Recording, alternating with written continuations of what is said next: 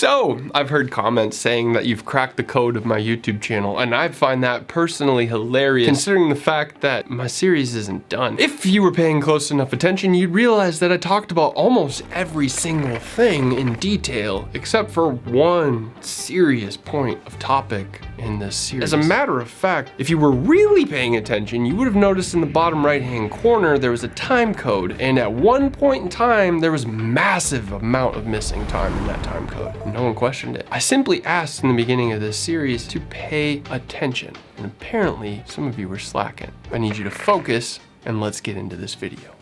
Video has been created for entertainment purposes only. Nothing in this video should be taken as hard, concrete evidence, and everything is left up to your own interpretation.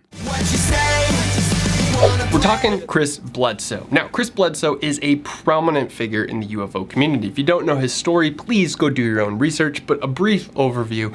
Bledsoe essentially can summon UFOs, as well as has a podcast called Bledsoe Said So. He also has a book called UFOs with God, and he's done this very unique and interesting painting. Pay attention. That being said, Bledsoe has apparently ran into an entity essentially called the Lady, and this is predicting future events. She said that when the star of Regulus, she called it a red star. When you look at it, it looks blue. But she said when Regulus is red on the horizon in front of the gaze of the Sphinx, that moment would mark a change in humanity's knowledge. Chris's story was so unique that it even caused people like Jim Simivan to get involved. But when Chris went through, he attracted the attention of a lot of people.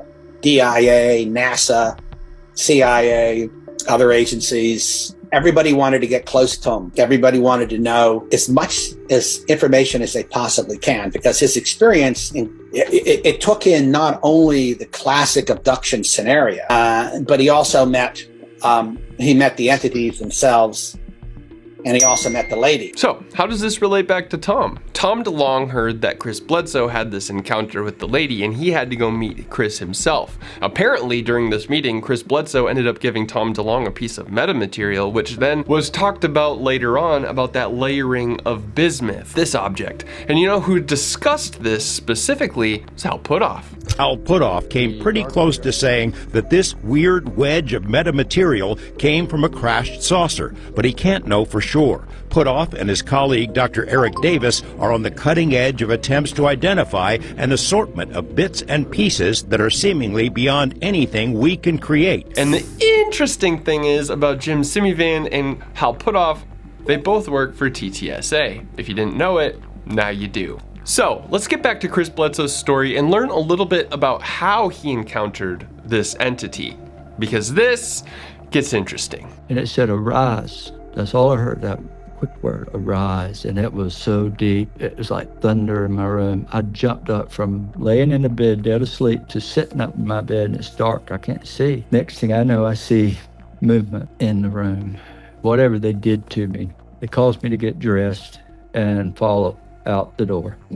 Now I'm outside and I'm walking towards my dog kennel at 3 o'clock in the morning, fully dressed, clothes from being asleep. What happened was it handed me this object, and it felt like a living creature, like a squirrel maybe, or something that size, but I couldn't see or feel legs or a head. It felt just like a tube, but furry and kind of prickly. It handed it to me and said, you must keep this. Immediately I drop it because I know what it was, and it was prickly. And his words came again, no, you must pick this up, you must keep this. So I reached down to pick it up. When I did, this being that was standing there is now gone. And I'm at the dog kennel, so I'm juggling it in my hand. I know I need to see what this thing is. It's dark, so I opened the kennel and put it in and closed the door. And the very second I did that, this blast of air come directed. It wasn't in the woods and around us. It was right straight in front of me. A blast of air hits me and blew me over. But it was the wind. A physical force blew me over. And as I hit backwards on the ground, I saw what appeared to be a translucent cow, a bull, run over me, and I could see stars inside of it. So, a very interesting story, and is Chris speaking metaphorically here? Did he actually see a bull run over him, or is he saying when he got hit on the ground, he looked up and seen perhaps maybe the constellation Taurus, which is a bull constellation in the night sky that stands next to Orion. So that's something we'll discuss as we dive deeper into this story, but this next portion is what I'm truly excited for, because my connections start to come together. Of something I just saw, discovered with a guy that studies Egypt, Dr. Robert Grant. He discovered that bull inside the king's chamber. There's never been an inscription in that pyramid nowhere. So he goes in with LiDAR, and there's that bull, celestial bull, with stars inside of it. And above it is a helix of DNA. And then on the sarcophagus, in the king's chamber, is the Alpha and Omega symbol. Did Chris Bledsoe just mention Robert Grant? This is interesting because for those of you who've been wondering, this episode came out February 3rd, 2025. I started my research project in 2022 that led me into filming in 2023. And when I started filming, the Euphoria episode was the very first episode I dove down. And in that episode, I crisscrossed paths with an episode called Code X. And do you know who hosts Code X? Robert Grant. Whoa. So, I stumbled onto this video called Code X. I took a group to Egypt following the encryptions left to us by Leonardo da Vinci, embedded inside the Vitruvian man. Hold up. Isn't that on the front of the hoodie? Yup. As well as the La Belle Ferronnière, the portrait of Anne Boleyn, the mother of Queen Elizabeth I, as well as the Last Supper itself. We realized on that trip that the Last Supper was a working map of the king's chamber in the Great Pyramid of Giza.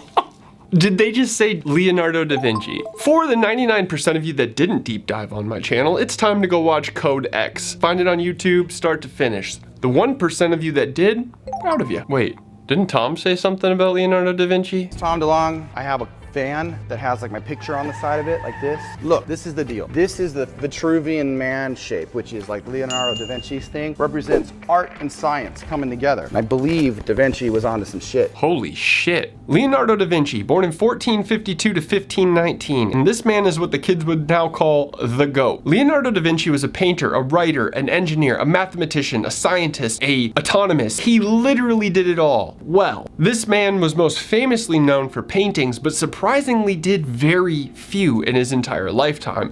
And with all of that being said, you would think he would think highly of himself, but you are your own worst critic. A famous quote by Leonardo da Vinci is, "I've offended God and mankind because my work didn't reach the quality that it should have."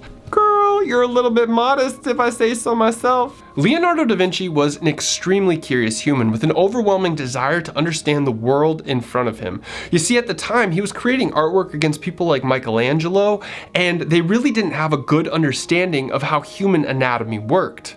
So, Da Vinci took it upon himself to understand and learn how the body worked by breaking into a morgue and dissecting humans so he could understand how the muscle tissue worked on the bone structures of his subjects. And by doing this, by going that far, he was able to create some of the greatest pieces of art that mankind has seen today. It didn't stop there. Da Vinci had to learn how the grass grew, or how birds flew, or how music could be felt with color. Da Vinci took it upon himself to understand his world, and knowledge gave Da Vinci power. And so the best way to describe what Da Vinci was, as an artist, a scientist, an engineer, is called polymath. And Da Vinci was a Renaissance polymath. You know who else is a polymath? Robert Grant. He's an inventor, an entrepreneur, and also a writer, recognized for bridging the gap between science, spirituality, as well as sacred geometry. So I think one of the most interesting things that I learned while studying on Robert Grant was a thing that he called squaring the circle. Essentially, Da Vinci used it when creating the Vitruvian man shape, but it seems to cross paths a lot with a few things in our story. So let's have him describe what it is. I'll just explain that briefly. Squaring the circle is an ancient Greek conundrum. Right? So it probably goes way, way older than Greek. It's probably far, far back in Hermeticism. And it's the challenge of the Greeks believed that for something to be truly beautiful in its design, architecture-wise, whatever it was, you needed to be able to draw it based purely on ratio. That means you have no measurements. The process of working towards squaring the circle is something that you do to bring your mind into balance. I do it before I discover math. You're going into a meditative state and you are working to square the circle. And it doesn't matter if you actually achieve the perfection of it or not. It's working towards that perfection that matters. You're bringing your intention to this place where you're equally tapping into both left and right brain. It's both mathematical and musical and artistic and scientific, all wrapped into one. And it's bringing in the balance of gender energy into your frame, into your spirit. Masculine being the square, feminine being the circle. Exactly. Masculine square, feminine circle. But the divine, that's another question. The divine is the triangle. And the only triangle that can perfectly match the area of the circle, and then through that doorway use the same triangle, it becomes a cipher key on how to square the circle as well, is the exact proportions of the Great Pyramid. So I know it's a lot to absorb, but bear with me. Let's go back now and take a look at a painting by Leonardo da Vinci called Salvator Mundi.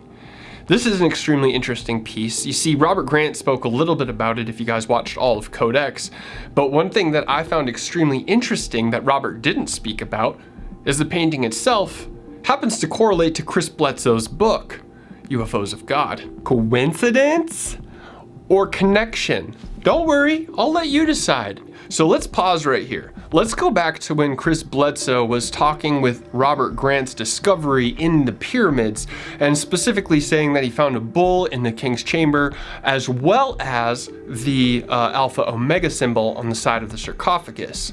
What do you think that represents? Well, Alpha and Omega is God, the beginning and the end. The bull is the celestial bull. To me, the lady. Chris Bledsoe believes the lady or the woman is a divine feminine entity, the Holy Spirit, the Comforter, and the mother aspect of the Trinity. He describes her as a radiant, beautiful woman in a glowing white gown, like the Milky Way, hovering above the ground, full of love and sadness for humanity's destruction. She revealed herself as Hathor, the ancient Egyptian goddess of love, joy, music, and motherhood, but says she's the same being known across cultures as Isis, Diana, Kuan Yin, Demeter, the White Buffalo Calf Woman, or even the Virgin Mary. Chris sees her as the forgotten part of the original divine trinity that religion suppressed by patriarchal forces, emphasizing that the feminine was oppressed and removed from teachings. He ties her directly to God as the breath of life, the divine feminine in creation, and part of the Alpha and Omega, God as the beginning and the end. I know, it's a lot. It's a lot, and I'm not telling you what to believe. I want to make that very clear. What I am doing is I followed the clues that led me to this location. It led me here. And if you think I'm wrong, prove it. Now, let's go ahead and understand Chris Bledsoe's painting, because it connects on a really deep level to literally everything you learned. Chris Bledsoe's painting, if you notice, you guys are gonna see just a few correlations, such as the Pleiades star cluster of the Seven Sisters in the upper right-hand corner. And in the upper left-hand corner, you're also going to be noticing the Orion's belt. If we look at the woman and the bull, that it could very well be a connection to Hathor, the woman goddess.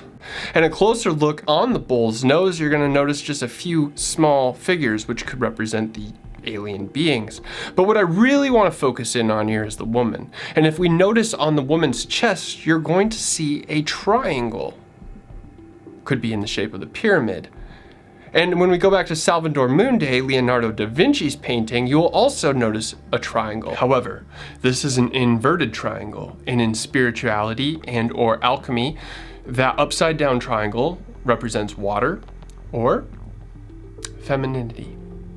The other place that we will see a correlation is within Da Vinci's Vitruvian Man, where you will see the triangle behind the man himself.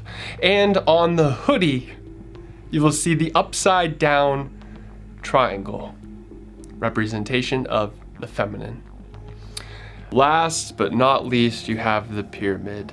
And the similarity between the pyramid and the eye above the pyramid connects us back to the Freemasons, the eye of God. The triangle represents the divine, spiritual aspect, as the square represents the male figure, the circle represents the feminine, and the triangle represents the divine. So, this is the end of my YouTube series. I got to this point by finding a clue on the back of a hoodie on the internet. I did not pre-write this. What we went through together on this adventure was genuinely real. A lot of research, a lot of bumping in. Did I tie this series up perfectly? No, I'm sure there's loose ends. I didn't plan this ending. Is it good enough for me? Yes. Is it the full truth? I don't know. If you can find something, let me know. But prove me wrong. Together on this adventure, you and I found clues that may have only existed in our world, but truth that existed in everyone else's. We studied science, religion, math, went into a little bit of politics, like stuff I honestly did not think I was ever going to do since I was out of school. I learned a lot, and I hope that this art project gets translated over to you so you learned something and then now look at life differently. That's the main goal why I did this. I want you to experience life differently. Look at things and question why and go on to a deeper level, just like Da Vinci. So, this is the end.